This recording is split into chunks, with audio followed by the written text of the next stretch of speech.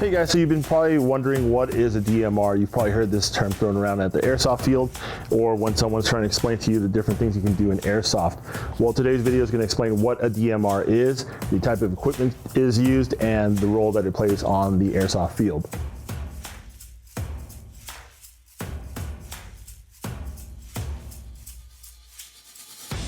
Now, for the majority of today's video, we're going to be using the Echo1 ER25K as our demo gun for the DMR demonstration.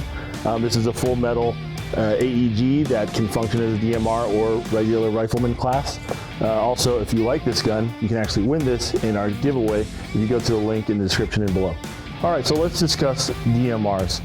Well, in a real-life military sense, a DMR or designated marksman rifle is a rifle that kind of fits in your normal calibers in what's issued or slightly longer range.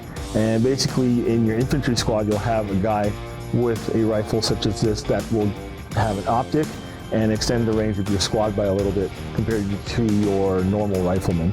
What that means in airsoft is this is an elective class that you can choose to play. Basically, you have a slightly upgraded rifle, but not so powerful that you'd be in another entire different class like a sniper rifle. So depending on the field you play at or the events you play at, the rules might vary just a tiny bit. We'll use our local rules for an example today, which is at FAF, Flat Acres Farm Airsoft, where we have a 2 joule FPS limit, a gun that requires a magnified optic, and a hard semi-auto lock. I'll explain what all those mean right now. So first of all, the velocity limits, again, varies from field to field. For us, we use a 2 joule limit, which translates to, yes, I forgot to look that up. All right, now with the additional FPS that your gun's putting out after the upgrades, of course, you might have additional standoff that's required of you depending on your field. Like for example, some fields require a 75-foot minimum engagement distance. That means with this rifle, you cannot shoot within 75 feet.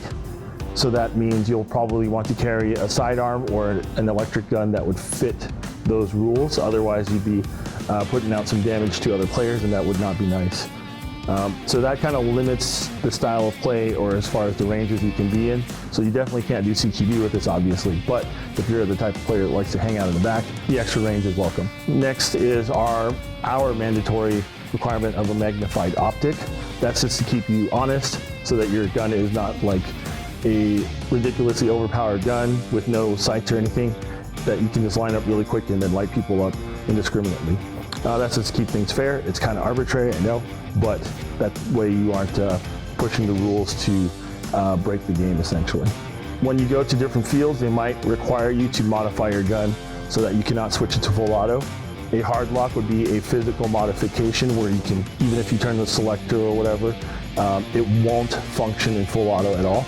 That might even be like a physical block on your selector so that you can't rotate it, or something mechanically done to your gearbox. A soft lock, or one that's not permanent, means something that you can quickly change out, whether it's a programmable fire selector, MOSFET, that kind of thing. So a lot of fields, to prevent people from changing it back and forth as they please and breaking the rules, is to require a hard lock. A lot of MILSIM events will require that too. One more thing to consider is the rifle style itself.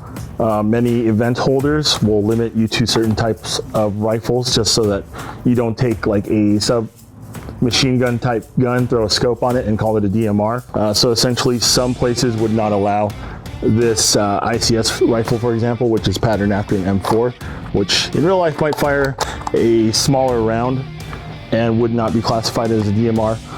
And in some places it might be. So you have to check with where you're playing what would be allowed. This one's a different platform altogether where it's a larger battle rifle style, so obviously it would fly in most instances. Another consideration would be the use of mid caps versus high caps. Some event holders, for realism, want you to stick to mid caps. Others don't care. At our field, for example, it's mostly about the optic and the standoff distance for the classification. So that covers the DMR classification. Again, you'll have to do some research about your local area, but the gist of it is all here. As far as this rifle goes, in case you're curious, this is an Echo1 ER25K. It's basically like a carbine step-down version of the SR25. full size. You get a collapsible stock, slightly shorter barrel, but all the properties that make it a good DMR or battle rifle are still there. This guy's full metal, as mentioned. You have a really big high capacity magazine. You also get a vertical grip, a black metal tip instead of the orange one. And what's cool is this tip allows it to function with this included quick detach suppressor. There's a mock suppressor, of course, but it adds some length to it and makes it pretty cool for disguising a longer inner barrel or just to look cool.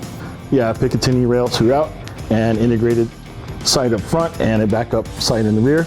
Everything else is similar to an M4, even the gearbox, though there are some slight changes that make it a little bit proprietary. The majority of the guts are M4 version 2 style, so this gun has a lot of upgradability to it. You make it shoot pretty darn hard. I run one of these myself as a lower power DMR like we would at FAF to some pretty high FPS fields. So I know and like and trust this gun. If you have any more questions about it, of course, you can always shoot us an email, contact us. Be sure to follow us on our social media where we will post pictures and updates and videos and all that good stuff. If you sign up for our newsletters, you also get direct updates of cool content that helps you out as a player. All right, so that covers DMRs today and as well as the Echo1 ER25K. We'll have some more videos coming up about different squad roles to help you new players out and figure out what type of playstyle suits you. For more content, stay tuned. I'll see you guys later.